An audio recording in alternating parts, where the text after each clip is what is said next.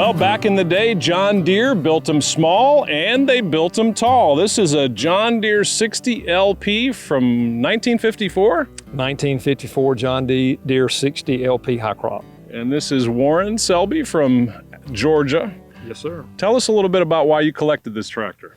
Well, I got into collecting tractors probably about 12 years ago. My dad and my oldest son got into tractors, and as a result decided that participate in the family events, I needed to do that. So I've been collecting tractors now for a while, and I really enjoy high crops, which are unique tractors, and also have a pretty good collection of John Deere Gs. And this one is pretty darn rare. This is number 5 of 15 made. As you know, the high crops are low production tractors, which is something that I'd like to focus on. I currently have about 13 high crops. I have most of the 2-cylinder high crop LPs. I'm missing one, which that's part of the hunt. So I'll continue to look for that one. But yes, the high crops are really nice tractors, as you know, used in the sugarcane fields of Louisiana and Florida and other places, which we didn't see many of those when I was growing up in Georgia. And this one, do you think it was used pretty hard back in the day? Well, probably so. You know, most tractors were really used hard, and it's always neat to know the history of tractors and, you know, our forefathers, the hours that they put into the fields. When you have tractors like this that don't have the modern amenities that we have, like power steering and those type things, it is different. And driving the 60 LP, you're sitting up pretty high. What's the feeling like? It's a good feel. You have a good view from the seat. It's a really neat drive. The tractor runs well, and just really do enjoy the look and the ride of the high crops. And how about the sound of that 2-cylinder engine? Nothing better.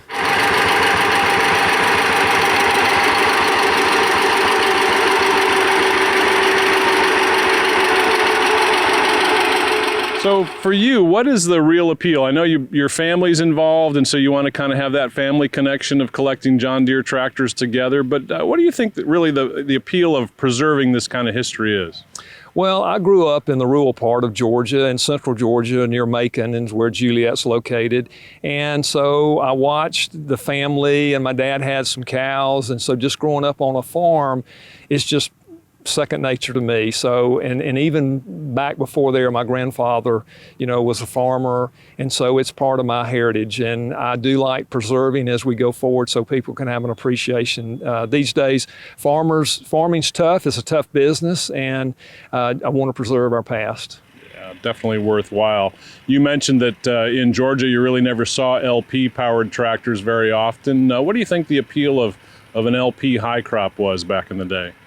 Well, part of it was the timing of fuel and the availability of fuel. You're right, I never saw many high crops or LPs in Georgia as I was coming along. So it really is a neat and unique tractor, and when we go to tractor shows, it does draw a lot of attention, not only the high crop, but the fact that it is an LP gas tractor.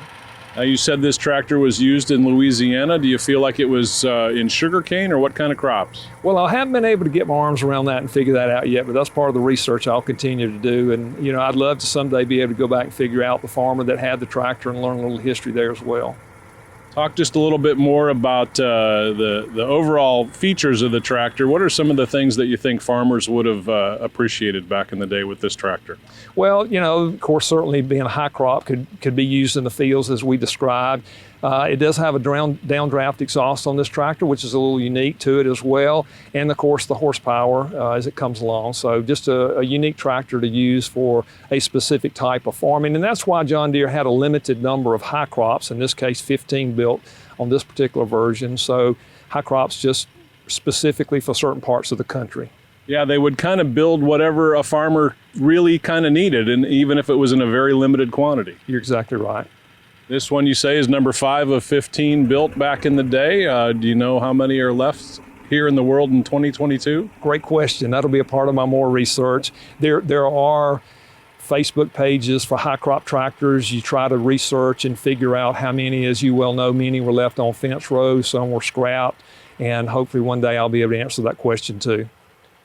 Is there another one here at the Sunshine on the Green, or are you the only high crop LP that's out there today? I've not seen another LP high crop. I think this is the only one. You going to parade this one? We will, 2 o'clock today. All right, Warren Selby from Juliet, Georgia. When he's in the parade, everybody's going to look up to him on this high crop, a very rare John Deere tractor. Thanks for catching Classic Tractor Fever. If green is your scene, be sure to check out these other classic stories.